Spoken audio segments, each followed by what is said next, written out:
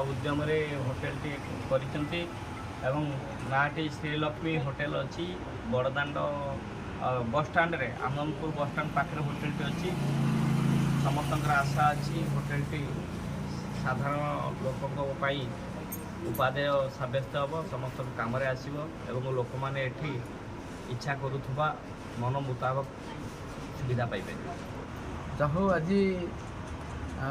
बहुत दिन चेष्टा करी होटेल टी बस स्टाण्ड उपर समस्त सुविधा मुताबक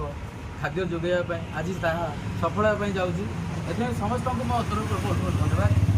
बहुत बहुत धन्यवाद चेष्टा करी समस्त को ठीक भाव में